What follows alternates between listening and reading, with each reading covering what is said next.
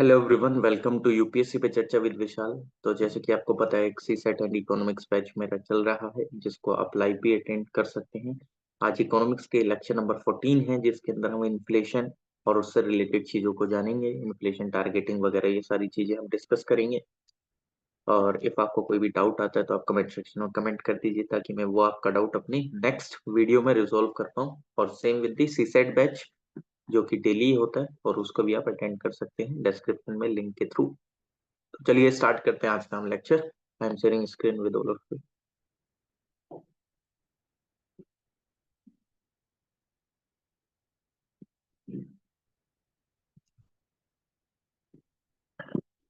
अच्छा, चलिए, ये तो कल का हमारा सी सेट का लास्ट क्वेश्चन है, जो कि हमने किस पे करा था? डिसऑनेस्ट डिसऑनेस्ट शॉपकीपर पे, है कि नहीं?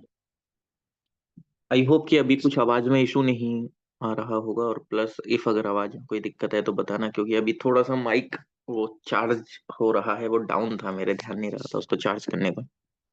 मैंने कल आपको सीनियरेज बताया, तो सीनियरेज बेसिकली लास्ट में बता चुका था कि ये क्या है, कि गवर्नमेंट को 10 रुपए प्रिंटिंग में कॉस्ट आता है। मैं उस चीज से क्या बताना चाह रहा था, बिकॉज मैं एक चीज बताना चाह रहा था आपको, जो कुछ टर्म्स जैसे मैंने इन्फ्लेशन अकाउंटिंग वगैरह ये सब बताया था, तो एक आता है inflation tax. Inflation tax basically कुछ नहीं है, मतलब जस्ट लाइक यार, ये एक टैक्स की तरह ही तो पड़ रहा है। मतलब मान लीजिए कि आपको कोई एक प्रोडक्ट 100 रुपए में मिल रहा था, और नाउ आप उस प्रोडक्ट को अब 200 रुपए में परचेज कर रहे हैं। यानी कि 100 रुपए जो एक्स्ट्रा उस पर एडिशन हुआ। माइक ऑफ कर लीजिए। ठीक। इफ अगर 100 रुपए, यानी कि 100 रुपीज का अगर इंक्रीमेंट हुआ इन्फ्लेशन की वजह से, और इन्फ्लेशन क्यों आता है वो मैंने आपको बता दिया ऑलरेडी। डिमांड एंड सप्लाई किस तरीके से वर्क करती हैं इन्फ्लेशन के अंदर में। ओके। तो इफ मैं अगर कोई भी एक चॉकलेट को 100 रुपीज में ले पा रहा था, अब वही चॉकलेट में 100 रुपीज एक्स्ट्रा दे के ले रहा हूँ, तो 100 रुपीज और देने पड़ रहे हैं। इसका मतलब क्या भी होता है, कि जो मनी की परचेसिंग पावर है, यानी कि परचेसिंग पावर मनी की, वो डिक्लाइन हुई है। और ये एक तरीके से टैक्स का ही तो काम कर रही है। मतलब ये वो टैक्स नहीं है जो आप जीएसटी वगैरह देते हो, लेकिन अगर आप एक तरीके से देखते हैं, तो 100 रुपीज में एक्स्ट्रा ही तो पे कर रहा हूँ ना, due to because of purchasing power उसकी कम हो गई है। ठीक है, परचेसिंग पावर उन पैसों की कम हो गई है, तो मेरे को और एक्स्ट्रा देने पड़ रहे हैं, है कि नहीं? अब इस तरीके से इन सारी चीजों को टैकल आउट करने के लिए कई बार क्या करते हैं, मतलब एट द एंड इस सारी कॉस्ट को बियर किसको करना पड़ता है? हाँ, पीपल को ही करना पड़ता है। क्यों? क्योंकि पीपल ही अपने डेली एसेंशियल की चीज लेते हैं। गवर्नमेंट इस चीज को अगर जस्ट लाइक जैसे प्रिंटिंग भी कर दी है पैसे का, तो क्या होता है कि अगर एक 500 के रुपीज को बनाने में कितने रुपए की कॉस्ट आई सर? 10 रुपीज की कॉस्ट आई। मार्केट में वो चलेगा 500 का ही, लेकिन एट द एंड गवर्नमेंट को फायदा कितना हुआ सर? 490 का, है कि नहीं? तो ये जो 490 है, ये भी तो हमसे ही बियर करेगा ना, ये भी तो हमसे ही लिए गए ना। एग्जैक्टली क्यों? क्योंकि सर 500 रुपए का नोट किसने बनाया? 500 का नोट गवर्नमेंट ने बनाया 10 रुपीज लगाकर। लेकिन जब वो मार्केट में आया, मार्केट में वो 500 का ही चला। ये जो एक्स्ट्रा 490 का जो क्या हुआ है, गवर्नमेंट को फायदा हुआ है, वो कहाँ से हुआ है? ये भी तो पीपल से ही हुआ है ना। तो ये पीपल से ही तो बियर करा गया। तो ये एक तरीके से क्या है, ये टैक्सिंग, मतलब हम तो एक्स्ट्रा ही पैसे दे रहे हैं ना, एक तरीके से। ठीक। क्यों? क्योंकि गवर्नमेंट ले आई प्रिंटिंग करके करेंसी। प्रिंटिंग करने के पीछे भी तमाम सारी कंडीशन रिक्वायर्ड करती हैं, वो मैं बताऊंगा अभी आगे कि क्या क्या कंडीशंस हैं जो कि करेंसी को प्रिंट करने में जरूरी होती हैं। लेकिन इफ अगर मान लो कि इन्फ्लेशन के दौरान में गवर्नमेंट ने क्या कर दिया कि ये प्रिंटिंग वगैरह करा, तो एट लास्ट ये जो 490 रुपीज जो है, ये भी तो हमारे ही जेब से जा रहे हैं ना, है कि नहीं? तो ये एक तरीके से क्या है, ये एक टैक्सिंग तो है, क्योंकि एक तरीके से हम ही तो बियर कर रहे हैं विद द पीपल। हम ही इस चीज को बियर कर रहे हैं। ओके, तो इस चीज को थोड़ा सा ध्यान रखना। अब ये डिमांड एंड सप्लाई किस तरीके से चीजों को क्या करती है, वो मनी सप्लाई वगैरह ये सब हम थोड़ा सा मॉनेटरी पॉलिसी में देखेंगे, जिस टाइम पे हम सीआरआर एसएलआर ये सब चीजें करेंगे। Okay, now next. अब एक और चीज आप अगर देखेंगे, तो इसमें आपको देखने को क्या मिलता है। आप इसमें अगर देखना चाहें, तो आपको एक फ्लिप कर्व भी देखने को मिलता है इसमें। Flip curve, what is flip curve? Flips flips curve. Anyone, if अगर किसी को कुछ पता है इसके बारे में, फ्लिप्स कर्व क्या होता है? फ्लिप्स कर्व, एनीवन, अगर किसी को कुछ भी पता है तो। देखो फिलिप्स कर के अंदर में कुछ नहीं होता, सिंपल बेसिकली ये एक रिलेशन है, रिलेशन बिटवीन किसका, इन्फ्लेशन एंड अनएम्प्लॉयमेंट, इन्फ्लेशन और अनएम्प्लॉयमेंट के, थोड़ा सा इधर साइड में लिख लेते हैं इन्फ्लेशन और अनएम्प्लॉयमेंट के बीच में, यानी कि महंगाई और बेरोजगारी के बीच में ये एक रिलेशन है इकोनॉमी में किसी, इस कर्व के अनुसार there is a trade off between inflation and unemployment and inverse relation between them. Inverse relation क्या होता है कि अगर कोई एक क्वांटिटी, मतलब जस्ट लाइक जैसे अगर इन्फ्लेशन ऊपर जाएगा तो अनएम्प्लॉयमेंट डाउन आएगा, और इफ अगर इन्फ्लेशन डाउन जाता है तो अनएम्प्लॉयमेंट ऊपर आता है। इनवर्स रिलेशन का तो मतलब उल्टा होता है ना, डायरेक्टली रिलेशन का ये है कि इन्फ्लेशन ऊपर जाएगा तो अनएम्प्लॉयमेंट भी ऊपर जाएगा, लेकिन क्या है ये इनवर्स रिलेशनशिप है। इनवर्स रिलेशनशिप का मतलब क्या है कि कभी कोई एक ऊपर जाएगा तो दूसरा नीचे जाएगा, है कि नहीं। ठीक, इन्फ्लेशन ऊपर गया, अनएम्प्लॉयमेंट डाउन आया, इन्फ्लेशन डाउन गया, अनएम्प्लॉयमेंट ऊपर आया। ठीक, ये एक तरीके का एक इनवर्स रिलेशन है। तो ये जो कर्व है वो सजेस्ट करता है कि lower the inflation higher the unemployment, higher the inflation lower the unemployment. अब अगर देखा जाए तो 1960 के समय पे ये आपको आइडिया देखने को मिला, this idea was among the most important theories of the modern economist. This concept is known after the economist who developed it. किसके द्वारा ये डेवलप करा गया था, अल्वन विलियम हुइसिगो फिलिप्स। कई बार आपसे वनडे टाइप एग्जाम में पूछ भी लिया जाता है कि ये किसके द्वारा डेवलप करा गया। यूपीएससी में तो चलो खासकर नहीं पूछते, लेकिन एनी अदर कोई भी आप वनडे टाइप एग्जाम दे रहे हैं तो अल्वन अल्वन विलियम अल्वन विलियम यूसिगो यूसिगो फिलिप्स के द्वारा ये डेवलप करा गया था, ये जो आइडिया था। ठीक है, ये डेवलप करा गया था आइडिया। ये जो फिलिप्स थे, पॉपुलर नाम हमारा फिलिप्स के नाम से हो गया क्योंकि लास्ट नाम से ही हो जाता है। ये एक इलेक्ट्रिकल इंजीनियर थे न्यूजीलैंड से, और ये इकोनॉमिस्ट भी थे क्योंकि इन्होंने लंदन स्कूल ऑफ इकोनॉमिक्स से अपना ये कंप्लीट करा था, इकोनॉमिक्स से रिलेटेड डिग्री को, और उसी समय पे इनको ये आइडिया आया। और ये जो रिलेशन है, रिलेशन बिटवीन अनएम्प्लॉयमेंट और जो ये जो rate of change of money wages rate है, वो यूनाइटेड किंगडम 1861 1957 के दौरान भी प्रचलित में था, क्योंकि ये मतलब वहां पे उस समय जो कुछ इकोनॉमिस्ट थे वो इस चीज के बारे में सोच रहे थे, जो भी था। ठीक है, और अर्ली 1960s में देखें तो एक इकोनॉमिक विजडम इमर्ज हुई वर्ल्ड के, मतलब वर्ल्ड में। ठीक, जो कि एक फॉलो करती थी एक certain kind of monetary policy, जो कि अनएम्प्लॉयमेंट वगैरह से रिलेटेड थी अगर देखा जाए तो। ठीक, और जो ये सेंट्रल बैंक वगैरह थी, इन्होंने भी काफी सारी चीजें अपनी जो थी वो इस फिलिप कर्व को देखते हुए भी चीजों को डिजाइन करना स्टार्ट कर दिया कि हाँ, यहाँ मॉनेटरी पॉलिसी कौन बनाता है, बैंक।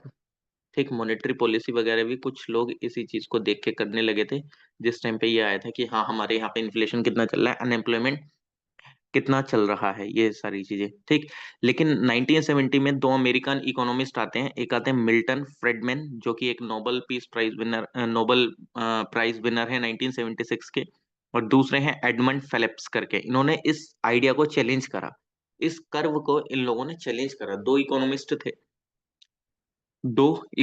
थे। ठीक, टू इकोनॉमिस्ट अमेरिका के, इन्होंने इस आइडिया को चैलेंज करा, अमेरिकन। ठीक, अमेरिकन AME लिख देता हूँ। इन्होंने इस आइडिया को चैलेंज करा। अब इन्होंने क्या चैलेंज करा, चैलेंज ये करा इन्होंने इसके अंदर कि इनके अकॉर्डिंग ये जो ट्रेड ऑफ रिलेशन है इन इन्फ्लेशन एंड अनएम्प्लॉयमेंट के बीच में, ये सिर्फ एक शॉर्ट टर्म है। बिकॉज जिस टाइम पे जो पीपल हैं वो एक्सपेक्ट करते हैं, once people came to expect higher inflation, they started demanding higher wages, and thus unemployment will rise back to its natural rate, the unemployment rate that occurs at full employment when the economy is producing at potential output. It is usually called the natural rate of unemployment. Okay, they advocated that there was no long-term trade-off between inflation and unemployment. In the long run, monetary policy can influence inflation. They suggested that if monetary policy tried to hold unemployment below its natural rate, inflation will be rising to higher level, which is also known as non-accelerating inflation rate of unemployment, Nehru. मैं पहले आपको ये चीज बता रहा हूँ, लेकिन अभी मैं इसको समझाऊंगा, अभी टेंशन ना लो। The Nehru is that rate of unemployment which is consistent with the constant rate of inflation.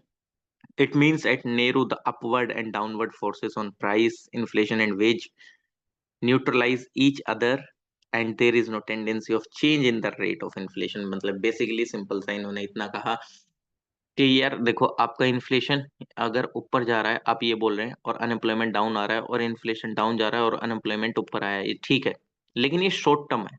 अब ये शॉर्ट टर्म है, तो लॉन्ग टर्म में क्या हो जाता है, कई बार जिस टाइम पे लोग इन्फ्लेशन को एक्सपेक्ट करना स्टार्ट कर देते हैं, मतलब जस्ट लाइक कि जो हायर इन्फ्लेशन हो जाता है, तो एक समय पे जाके, मतलब हायर इन्फ्लेशन हो गया किसी एक इकोनॉमी में, बहुत ज्यादा हायर इन्फ्लेशन हो गया, तो एक समय ऐसा आएगा जिस टाइम पे जो मतलब पीपल हैं वो स्टार्ट करेंगे अपना हायर वेजेस, और इसकी वजह से जो अनएम्प्लॉयमेंट है वो और भी ज्यादा अपने चरम लेवल पे आ जाता है। मतलब जस्ट लाइक कि यार मान लो कि एक प्रोडक्ट के प्राइस 100 से 1000 रुपीज आ जाते हैं।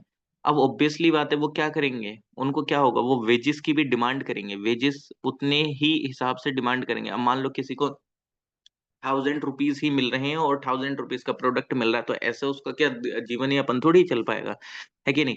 तो वो क्या करेंगे, वो डिमांड करेंगे हायर वेजेस की, और जिसकी वजह से क्या होगा, अनएम्प्लॉयमेंट बढ़ेगा। क्यों? क्योंकि यार ऑब्वियसली बात है, थोड़ा सा इसको क्रोनोलॉजी को समझो, क्रोनोलॉजी को क्या समझो, देखो हल्का सा क्रोनोलॉजी को समझो कि ये कहना क्या चाह रहे थे, कि इन्फ्लेशन ऊपर गया, अनएम्प्लॉयमेंट डाउन आया, और इन्फ्लेशन डाउन गया और अनएम्प्लॉयमेंट ऊपर आया, ठीक। लेकिन इन दोनों ने क्या बोला कि यार एक समय पे अगर इन्फ्लेशन बहुत ज्यादा ऊपर गया, तो इसका मतलब ये नहीं है कि अनएम्प्लॉयमेंट डाउन हो जाएगा। क्यों? क्योंकि एक समय पे क्या होगा कि जब इन्फ्लेशन मार्केट में बहुत ज्यादा बढ़ जाएगा, प्रोडक्ट के प्राइसेस भी बहुत ज्यादा बढ़ जाएंगे, तो लोग डिमांड करेंगे किसकी, लोग डिमांड करेंगे हायर वेजेस की। मान लीजिए कि किसी की सैलरी 1000 रुपीज थी और 1000 में ही कोई प्रोडक्ट मिल रहा है, तो ऑब्वियसली बात है वो इससे ज्यादा की डिमांड करेगा, ठीक।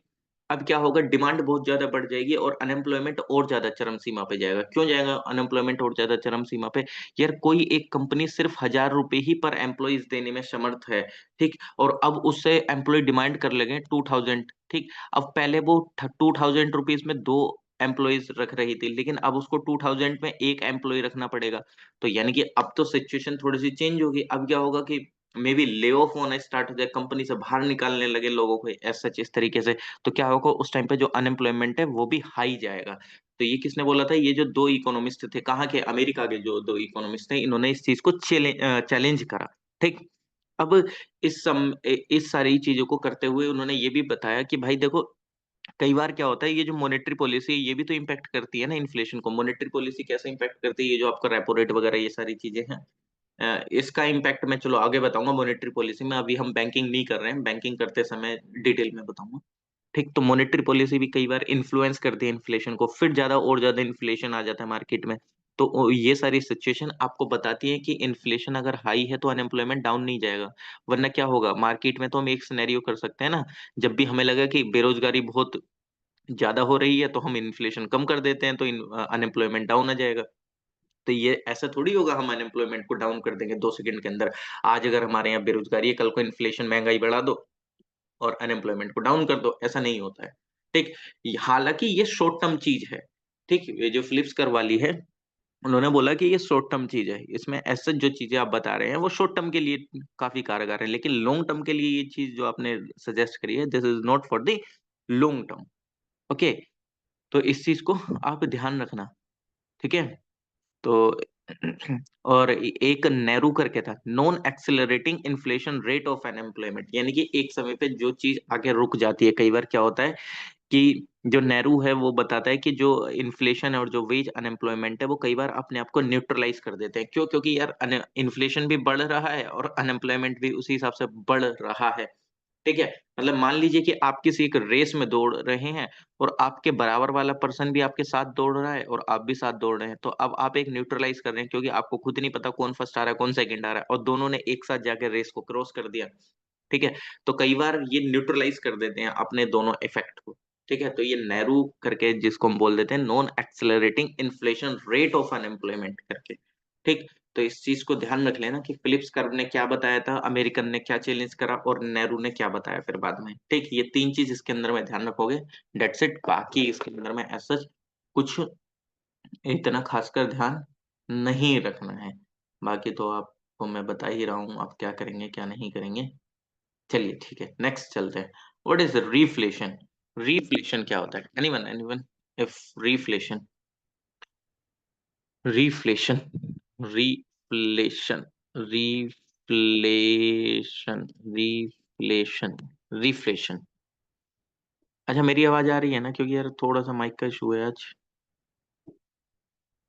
ओके, आई थिंक मैंने बाद में रिपीट कर दिया था।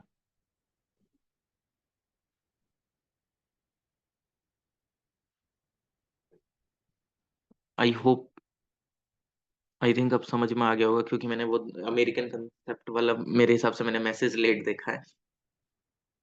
रिफ्लेशन एक सिचुएशन है जहां पे क्या होता है, मतलब इन्फ्लेशन में महंगाई ऊपर जा रही थी, तो थोड़ा सा इसमें क्या आएगा, इसमें कम होगा चीजों को, है कि नहीं? तो यानी कि आपको इन्फ्लेशन इसमें कम देखने को मिलता है कि नहीं? इन्फ्लेशन आपको कम देखने को मिलता है। री रिफ्लेशन, इफ अगर इंग्लिश में बात करें तो अभी मैं इसको समझा भी दूंगा हिंदी में।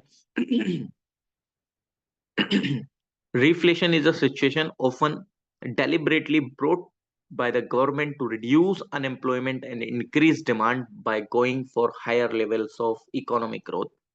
Government go for higher public expenditure, tax cut, interest rate cut, fiscal deficit rise, extra money is generally printed at higher level of growth, wages increase, and there is almost no improvement in unemployment. Reflation can also be understood from a different angle when the economy is crossing through the cycle of recession, low inflation, high unemployment, low demand, etc. And government takes some economic policy decision to revise the economy from recession. Certain goods see sudden and temporary increase in their prices. Such prices rise is also known as reflation. Reflation basically एक ऐसी situation है, this is the situation जिस time पे क्या करते हैं, जिस time पे जो ये गवर्नमेंट के द्वारा लाई जाती है, जिससे कि वो क्या करें, जिससे कि वो क्या करें कि अनएम्प्लॉयमेंट को क्या करने की कोशिश करती है, रिड्यूस करने की कोशिश करती है, और डिमांड को इंक्रीज करने की कोशिश करती है। प्लीज सर माइक ऑफ कर लीजिए।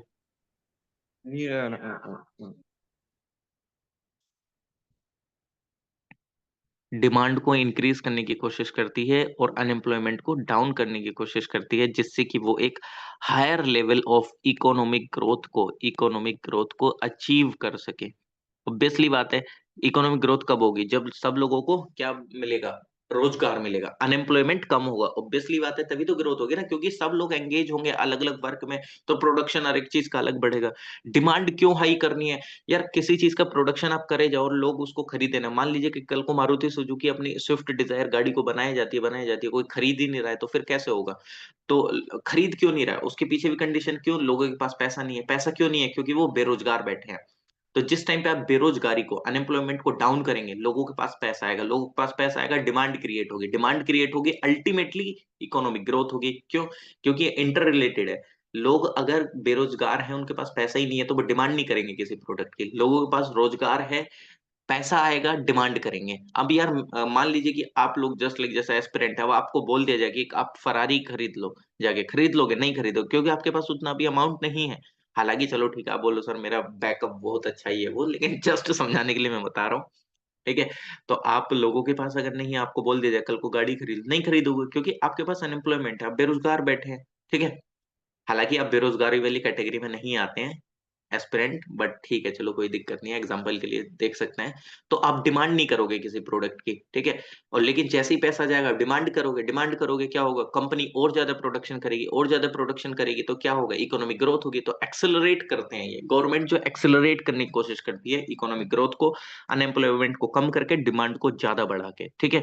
गवर्नमेंट कई बार पब्लिक एक्सपेंडिचर बढ़ाती है, टैक्स को कम करने की कोशिश करती है, इंटरेस्ट रेट वगैरह इन सारी चीजों को कम करती है, और अपना जो कई बार है वो एक्सपेंडिचर बढ़ा देती है, काफी सारी चीजों पे एक्सपेंडिचर बढ़ा देती है, एक्सपेंडिचर बढ़ाती है। एक्सपेंडिचर क्यों बढ़ाती है? कि ताकि प्रोडक्शन हो। ठीक है? प्रोडक्शन हो, काफी सारी चीजों इन्वेस्ट करती है, एमएसएमईज वगैरह इन सब में, ठीक है। अब जब गवर्नमेंट का एक्सपेंडिचर बढ़ रहा है तो फिस्कल डेफिसिट बढ़ता है, क्यों? क्योंकि आमदनी तो कम हो रही है लेकिन वो पैसा ज्यादा खर्च कर रही है, एटलीस्ट वो ग्रोथ के लिए कर रही है ना, ठीक है। तो ये थोड़ा सा एक पूरा एक रिलेशन चलता है, तो ये सब चीज किस में आती है, ये एक पूरा रिफ्लेशन करने की कोशिश करती है इसको, ठीक है। ओके। चलिए, रिफ्लेशन को आप अलग एंगल से भी समझ सकते हैं, जिस टाइम पे एक जो साइकिल ऑफ रिसेशन होती है, रिसेशन को कम करा जाता है। रिसेशन क्या, मार्केट में डिमांड वगैरह जो है जिस टाइम पे बिल्कुल कम हो जाती है, उस चीज को हम टैकल डाउन करते हैं। मतलब मान लीजिए रिसेशन वो सिचुएशन है जिस टाइम पे मार्केट में पूरी डिमांड ही कम है, डिमांड ही कम है मार्केट के अंदर में, डिमांड ही कम है तो ऑब्वियसली बात है प्रोडक्शन नहीं होगा, ठीक है। तो इसलिए रिसेशन टाइप सिचुएशन को टैकल आउट करा जाता है, जिसको हम रिफ्लेशन बोलते हैं। एक आपने नाम सुना होगा टेक्निकल रिसेशन। टेक्निकल रिसेशन वो रिसेशन होते हैं जिस टाइम पे 2 क्वार्टर्स, हाँ आई थिंक 2 क्वार्टर यानी कि 6 महीने लगातार इकोनॉमी में घाटा ही, मतलब एक तरीके से घाटा ही चलता रहे, इकोनॉमिक ग्रोथ कुछ देखने को ना मिले, उसको टेक्निकल रिसेशन के नाम से जानते हैं।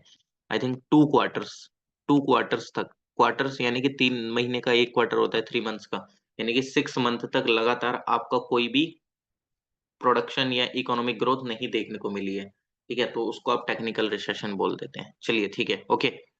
Now moving to the another term, what is stagflation? Stagflation, stagflation, stagflation, stagflation.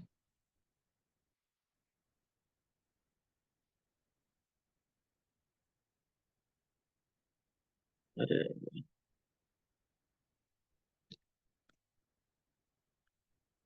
अरे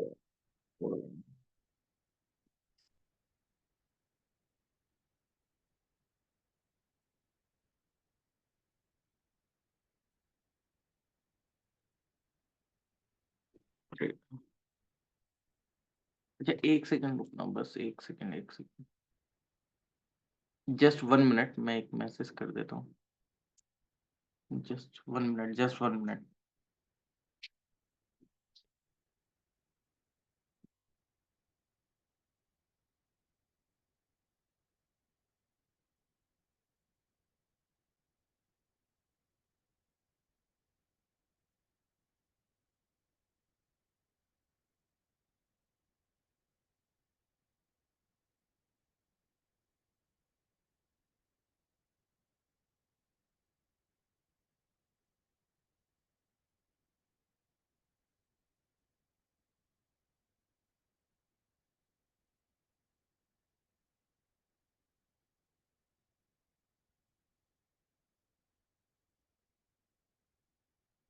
ओके चलिए ठीक है, मैं 1 सेकंड रुको, शेयर कर देता हूँ स्क्रीन दोबारा। आवाज आ रही है ना, कोई इशू तो नहीं है ना?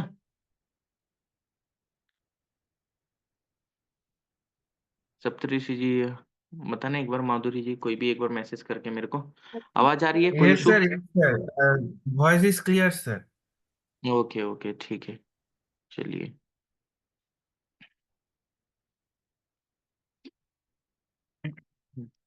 स्टैगफ्लेशन में आप लोगों को बता रहा था,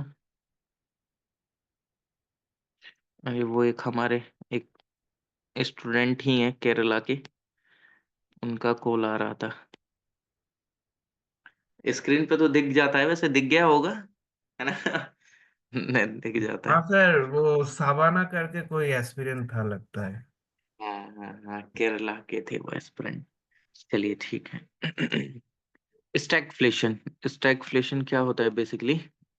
स्टैगफ्लेशन एक सिचुएशन होती है इकोनॉमी में जिस टाइम पे इन्फ्लेशन एंड अनएम्प्लॉयमेंट दोनों हायर लेवल पे रहते हैं, ठीक है। Contrary to conventional belief, okay. ये क्या है बेसिकली, चलो पहले इंग्लिश में हम आपको बता देते हैं। Stagflation is a situation in an economy when inflation and unemployment both are at higher level. Contrary to conventional belief, such a situation first arose in the 1970s in the US economy. Average unemployment rate above 6% and the average rate of inflation above 7%. And in many Euro-American economies, this took place as a result of oil price increase of 1973 and 1979 and anticipation of higher inflation. The stagflationary situation continued till the early 1980s. Conventional thinking that the trade-off existed between inflation and unemployment flip curves was falsified, and several economies switched over to alternative ways of economic policies such as monetaristic and supply side economies. Okay, in this situation, aggregate demand in relation to its productive capacity, long aggregate demand, low aggregate demand in relation to Hello, its hello, productive capacity. अब basically मैं आपको बताता हूँ इसमें क्या hello, होता है क्या sir. नहीं। Hello. हेलो, हाँ जी। Yeah, are you giving coaching for RBI Grade B examination? No, Oh, I thought that it's for RBI exam. No, no, I already told you yesterday as well, I am not teaching RBI grade B. Can you refer any coaching for that? No, I don't have any kind of idea regarding RB grade B exam related coaching, so that's why I am unable to prefer you any coaching. Okay, so I have to leave now because I'm preparing for RBI exam. Okay, okay, okay, no issue, no issue. All the best for your RBI grade B exam. Okay, चलिए ठीक है, start करते हैं। Stagflation in this situation क्या होता है कि जो इन्फ्लेशन है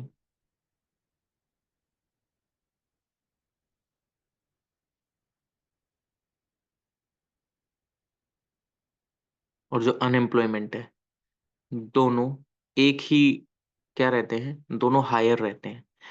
फ्लिप कर्व एक बार और यहाँ पे फेल हो चुका था, क्योंकि इकोनॉमी जो थी, जो भी 1973 और 1973 और 1979 के आसपास में जो अमेरिकन इकोनॉमीज और यूरो इकोनॉमीज थी, उनमें वहां पे क्या हो गया था, जो बेसिकली था कि प्राइस जो थे क्रूड ऑयल वगैरह के बढ़ गए थे और अनएम्प्लॉयमेंट भी बहुत ज्यादा बढ़ रहा था। जो फ्लिप कर्व था, जो सिचुएशन समझा रहा था कि इन्फ्लेशन ज्यादा जाएगा, अनएम्प्लॉयमेंट कम आएगा, वो चीजें नहीं हो रही थी। तो लोगों को लगा भाई अब हमें इस चीज पे नहीं निर्भर रहना है, तो लोग मॉनेटरी पॉलिसी वगैरह की तरफ ज्यादा इंक्लाइंड हो गए और डिमांड एंड सप्लाई पे ज्यादा फोकस रखने लगे कि भाई डिमांड एंड सप्लाई पे फोकस रखिए, पॉलिसी बनाओ, ये नहीं कि इन्फ्लेशन ऊपर जाएगा अनएम्प्लॉयमेंट डाउन आएगा। ठीक है, तो स्टैगफ्लेशन में क्या होता है, एक आपकी ग्रोथ रुक रुक जाती है। रुक कैसे गई कि यार इन्फ्लेशन भी बहुत ज्यादा बढ़ा हुआ है, अनएम्प्लॉयमेंट भी बहुत ज्यादा हो गया है, तो उस चीज को, उस कंडीशन को एक स्टैगफ्लेशन नाम दे दिया गया। ठीक। तो ये कॉम्बिनेशन है हाई इन्फ्लेशन एंड किस चीज का, high inflation and high unemployment एक तरीके से। ठीक है, ऐसे समझ सकते हो, क्योंकि फ्लिप्स कर्व जस्ट उल्टा चीजों को बताता था। ठीक, लेकिन अब इसका मतलब ये भी नहीं है कि हाँ ना, ये चीजें एकदम खराब भी हैं चीजों को लेके।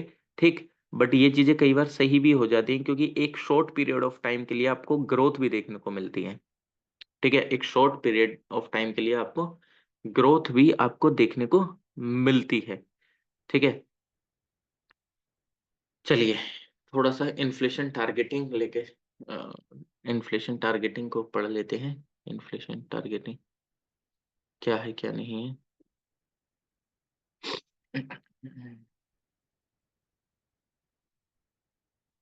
इन्फ्लेशन टारगेटिंग, फिर स्क्यू इन्फ्लेशन देख लेंगे, जीडीपी डिफ्लेटर जैसी चीजों को देख लेंगे।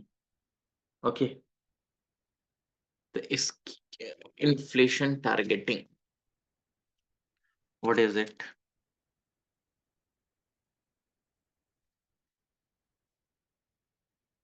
अच्छा, एनीवन अगर कोई भी मुझे बताना चाहे कि इन्फ्लेशन टारगेटिंग शब्द से आप क्या चीज समझे हैं, बिकॉज कई बार आपके शब्द ही कुछ आपको चीजें क्लियर कर देते हैं। इन्फ्लेशन टारगेटिंग, एनीवन अगर कोई कुछ भी बताना चाहे तो प्लीज। आपको इस शब्द से क्या पता चला?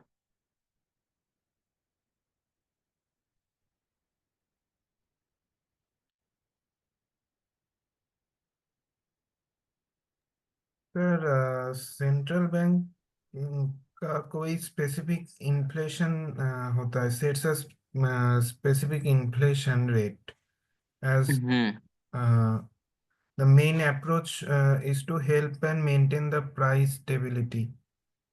हम्म Uh, सर इतना मतलब कुछ खास क्लियर नहीं है इसके बारे में सर। ओके ओके, अच्छा इकोनॉमिक्स पढ़ी अभी के नहीं? सर इन्फ्लेशन के बारे में थोड़ा पढ़ा है, मतलब ऊपर ऊपर से, बट इतना डिटेल में नहीं पढ़ा अभी तक। अच्छा अच्छा, नहीं मतलब वैसे इकोनॉमिक्स को पढ़ा यूपीएससी के लिए कि नहीं? अब नहीं सर, अभी उतना शुरू नहीं किया सर। ओके ओके, ठीक है।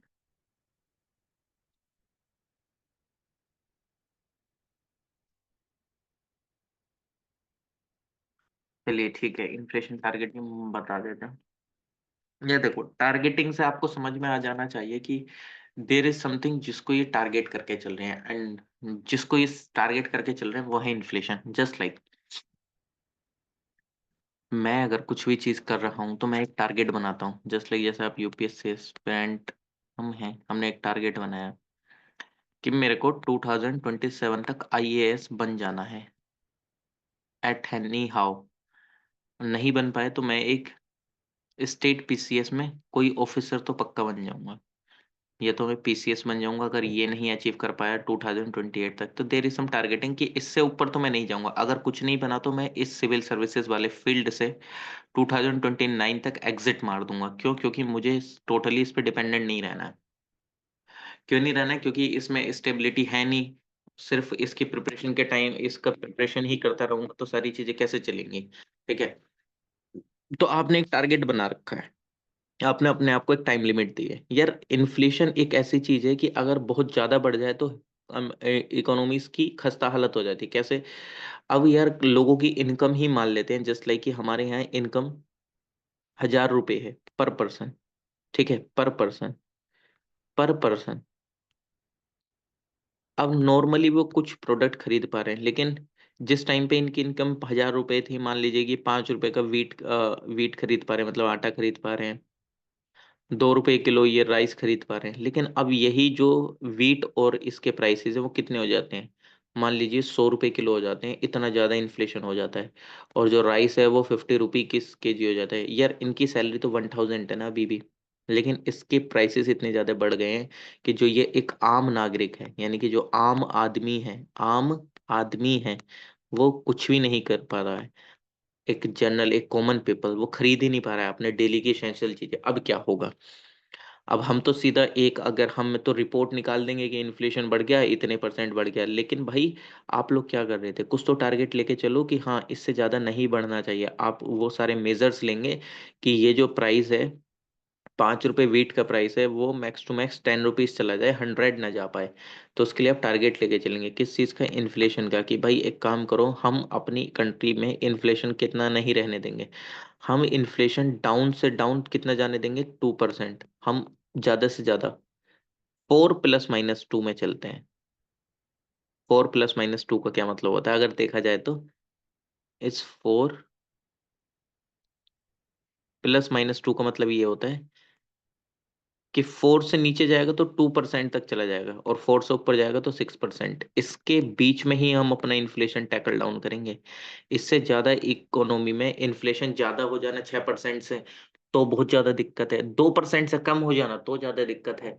तो हमें अपने आप को एक स्टेबिलिटी के साथ लेके चलना है। और ये जो चीज थी ये कौन लेके आया? ये आरबीआई लेके आया है 2015 के अंदर में।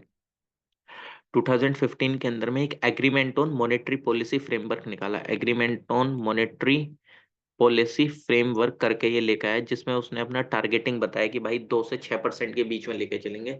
6% से ऊपर जाएगा इकोनॉमी की हालत खस्ता हो जाएगी, 2% से नीचे जाएगा तो और ज्यादा बेकार हो जाएगी और सारी चीजें। ठीक है, तो इसलिए हमने एक टारगेट बनाया। और ये सारी चीजें कौन देख रहा है? हमारा आरबीआई देख रहा है। आरबीआई का मेन एम ये था कि सीपीआई पे कैलकुलेट, देखो यार सीपीआई वगैरह मैं आगे चीजें बताऊंगा, लेकिन सिंपल एक हल्का सा एक चीज देख लो कि इन्फ्लेशन, ये कंज्यूमर प्राइस इंडेक्स पे इसने बोला कि इसको हम 6% का एक वो लेते हैं। अभी चलो सीपीआई भी छोड़ो, वो जिस टाइम पे मैं डब्ल्यूपीआई सीपीआई बताऊंगा उस टाइम पे बता दूंगा। कि जब हम इन्फ्लेशन टारगेटिंग कर रहे थे वो कैसे हमने ये डिसाइड करा कि हम 6% वगैरह पे ये रखेंगे। ठीक है, ये एक हेल्थी रेंज है एक इन्फ्लेशन की, जिसके अंदर में क्या होता है, चीजें को आप टैकल कर सकते हैं। ये जो चीज थी, ये उर्जित पटेल कमेटी बैठी थी, उसने भी रिकमेंड करा था। ध्यान रख लेना, उर्जित पटेल कमेटी। मैं यहाँ पे लिख देता हूँ क्योंकि कई बार आपसे पूछ लिया जाता है। उर्जित उर अरे यार क्या हुआ है,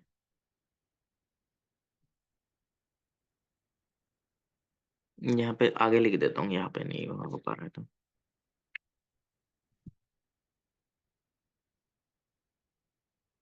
उर्जित पटेल कमेटी बैठी थी, तो उसने भी ये रिकमेंड करा था।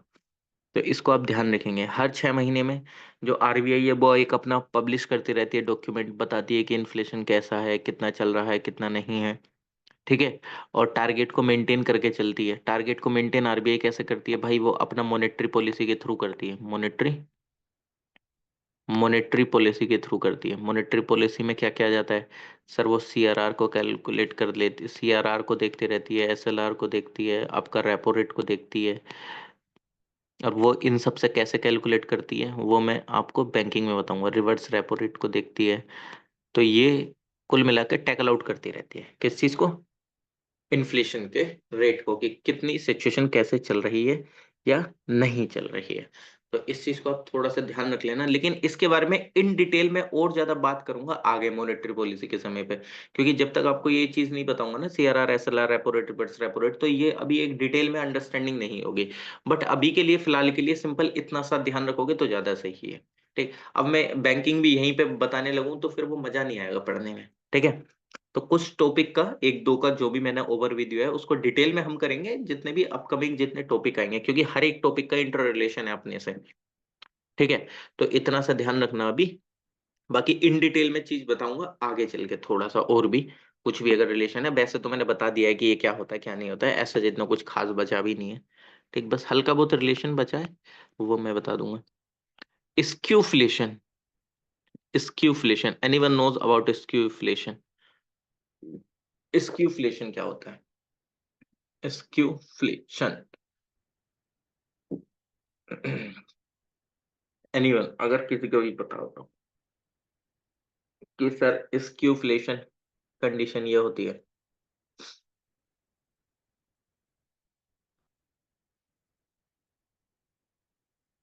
बताइए। ओके चलो, अगर मैं आपको एक इंग्लिश वाले क्योंकि कई बार डिमांड आ जाती है, तो अगर मैं आपको सिंपल इंग्लिश में बताऊं, एक्सप्लेन तो मैं करूंगा, लेकिन इफ अगर जैसे सुनना चाहते हैं कुछ लोग, क्योंकि बहुत बार मैंने मैसेजेस देखे हैं इसके रिगार्डिंग।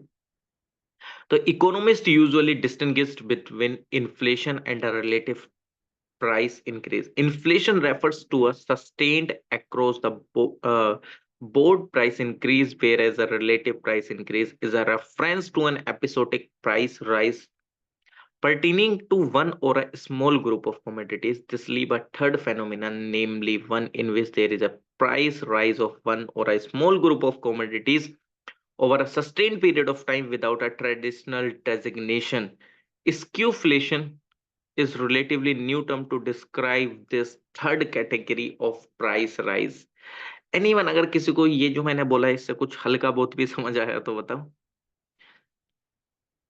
एनीवन बताना कुछ भी।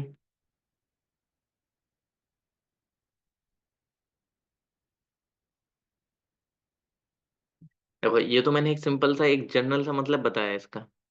ठीक है, जनरल सा एक मतलब बता दिया इसका मैंने आप लोगों को। लेकिन एनीवन, अगर किसी को कुछ भी समझ में आए, क्योंकि जस्ट ट्राई यार, ट्राई करो, मैं हमेशा बोलता हूँ ट्राई करो, गलत करो सही करो वो कोई दिक्कत नहीं है, लेकिन हम ट्राई भी ना करें ऐसा थोड़ी हो सकता है।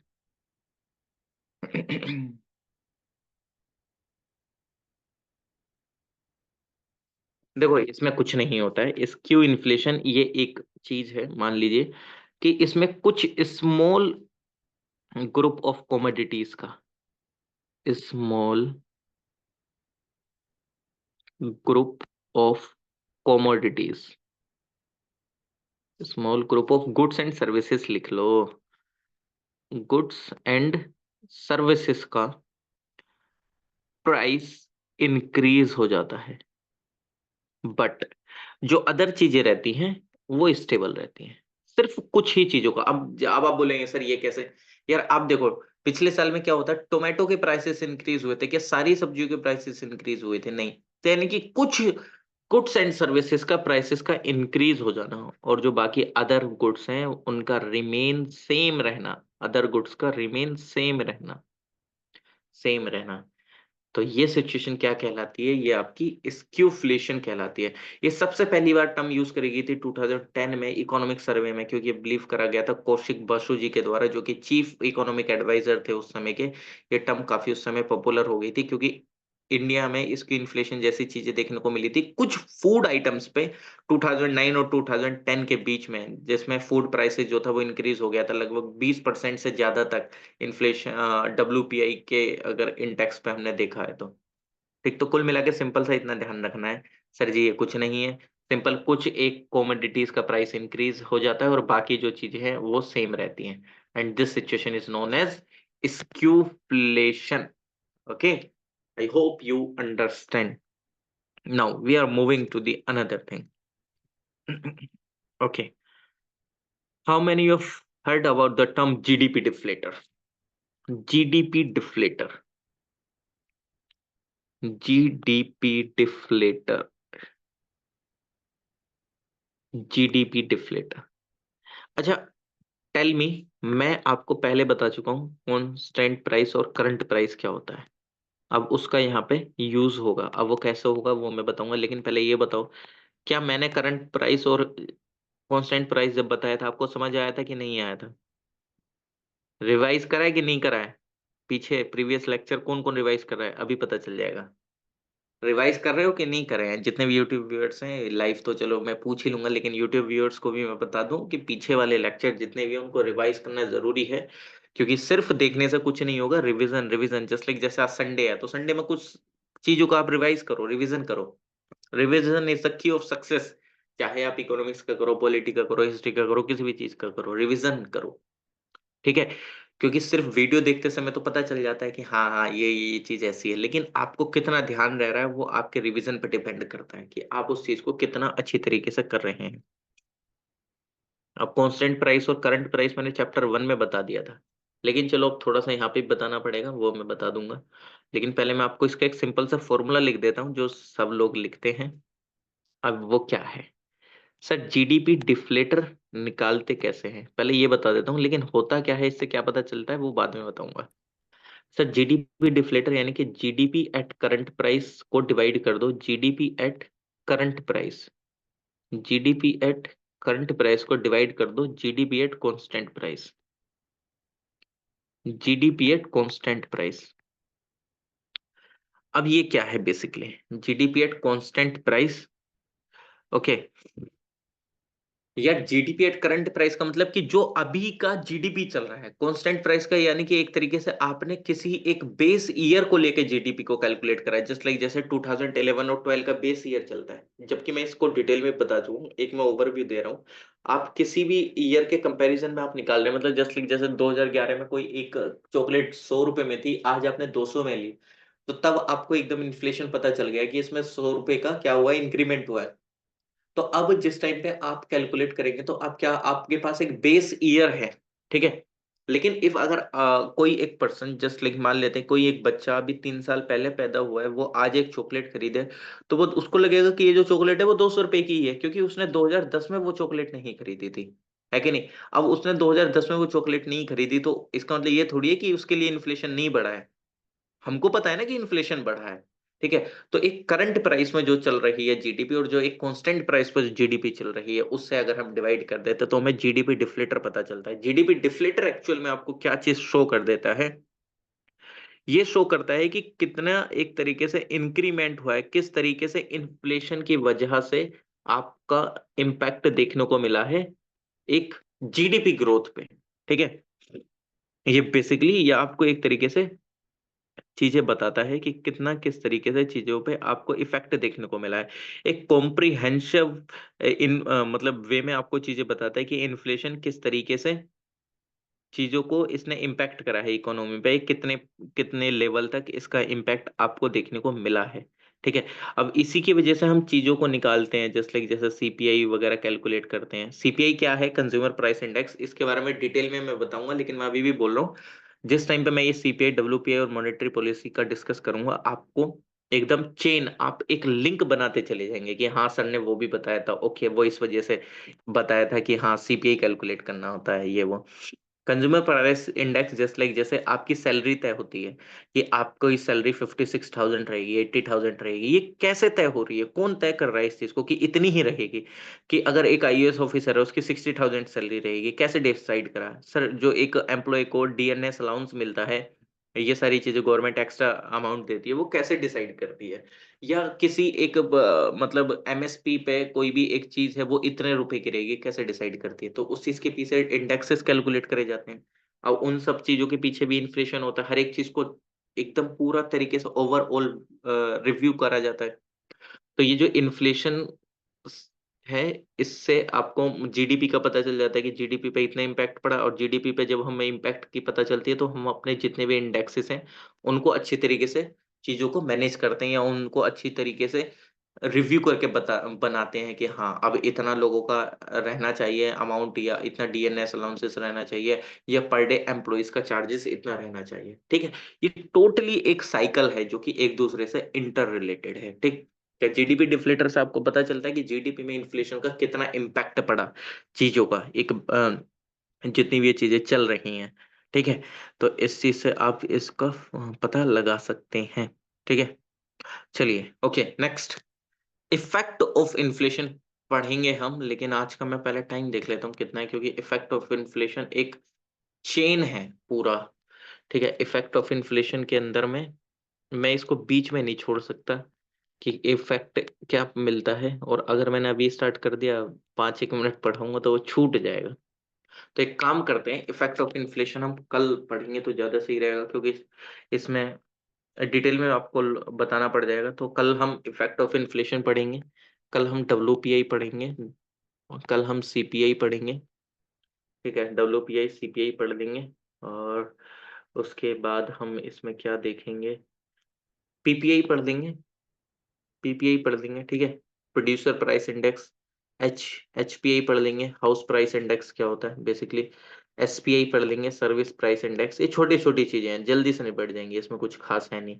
तो कल हम इतनी चीजों को देखेंगे, बाकी एक और पार्ट लगेगा इन्फ्लेशन में जिसमें डिप्रेशन, रिकवरी, बूम, रिसेशन जैसी चीजों को पढ़ेंगे, एक पूरी बिजनेस साइकिल, और फिर हमारा इन्फ्लेशन खत्म। यानी कि ये 4 पार्ट में इन्फ्लेशन खत्म होगा। 2 तो अभी हो गए हैं, कल एक लगेगा और परसों एक और लग जाएगा। तो 4 पार्ट में ये पूरा इन्फ्लेशन निपटेगा। चलिए ठीक है, कोई दिक्कत नहीं है। आई होप कि आप लोगों को समझ आया होगा जितने भी यूट्यूब व्यूअर्स हैं। और प्लीज मैं सजेस्ट करना चाहूंगा, आप लोग जरूर रिवीजन करें। रिवीजन करना जरूरी है बहुत ज्यादा, अगर आपको चीजें लॉन्ग टर्म तक ध्यान रखनी है तो सी सेट का भी आप रिवीजन कर लीजिए, इकोनॉमिक्स का भी साथ में रिवीजन करते हुए चलेंगे, आपके लिए बेहतर रहेगा। और यूट्यूब व्यूअर्स को कुछ डाउट है तो प्लीज मेरे को कमेंट सेक्शन में कमेंट कर दीजिए, नेक्स्ट वीडियो में हम आपका वो डाउट सॉल्व कर देंगे। तब तक के लिए थैंक यू सो मच। और इस बैच की फीस सिर्फ इतनी है, please like share comment and subscribe. तो चलिए मिलते हैं नेक्स्ट वीडियो में, थैंक यू सो मच।